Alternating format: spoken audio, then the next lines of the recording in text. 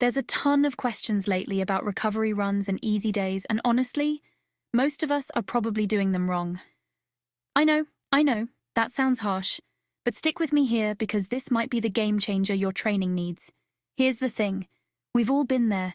You lace up for what's supposed to be an easy recovery run, maybe after a hard workout yesterday, and somehow you end up pushing the pace because, well, it just feels slow, boring even.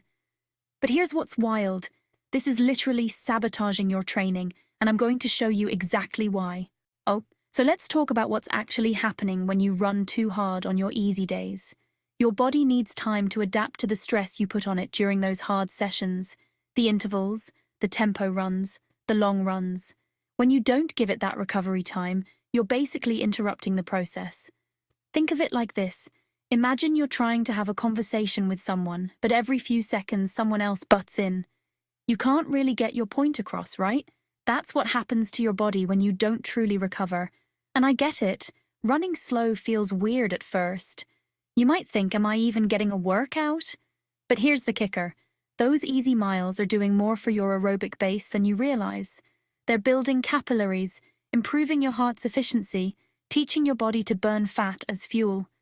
Now let's get practical. How do you actually know if you're running easy enough? There are a few ways to approach this. And honestly, you don't need to get super nerdy about it if you don't want to. The talk test is probably the simplest. You should be able to hold a conversation without gasping for air. Not just grunting out one-word answers, but actually talking in full sentences. If you're running alone like I usually do, try humming or singing quietly to yourself. Sounds ridiculous, but it works. But if you want to get a bit more scientific about it, heart rate zones are incredibly helpful here. Your easy runs should generally be in what's called Zone 2. That's roughly 70 to 80% of your max heart rate for most people. Now, don't get caught up in the exact numbers because everyone's different, but it gives you a ballpark. The thing is, when you first start running this way, it's going to feel stupidly slow, like embarrassingly slow. I remember when I first started doing this properly, I was running like 2 minutes per mile slower than what I thought was easy. But within a few weeks, I noticed I could actually hit my target paces on hard days without feeling like I was dying. I know some of you are thinking, but what about my Strava segments? Or people are going to think I'm slow. Listen, I've been there. It's tough when you see other people posting these seemingly fast, easy runs online. But here's what I've learned. Most of those people are either naturally faster than you, lying about it being easy, or they're making the same mistake you are.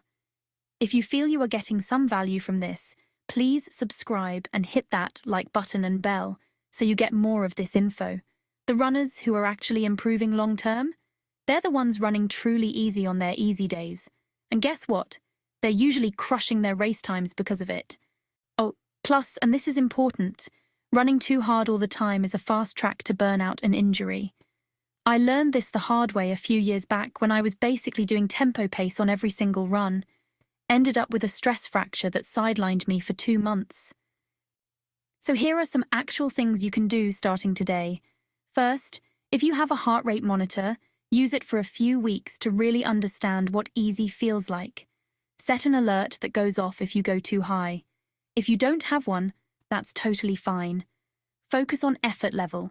On a scale of 1 to 10, your easy runs should feel like a 3 or 4. You should feel like you could keep going for hours at that pace.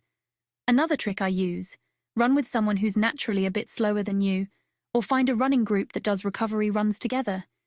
There's something about having other people around that naturally keeps you honest about the pace. And here's something that might sound counterintuitive. Don't look at your watch during the run. I mean, wear it to track your heart rate or whatever, but don't obsess over pace during easy runs. Go by feel. Check the data afterward.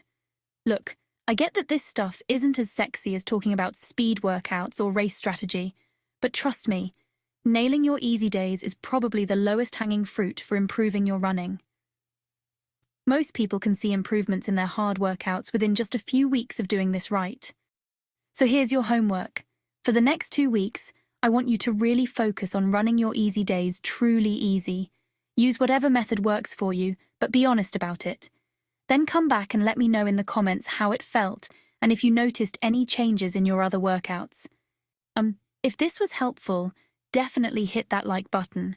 And if you want more training tips that actually work, make sure you're subscribed. I've got some videos coming up about structuring your training week and some common mistakes I see in speed work that you won't want to miss. If you made it this far, I greatly appreciate it. Check out this next video.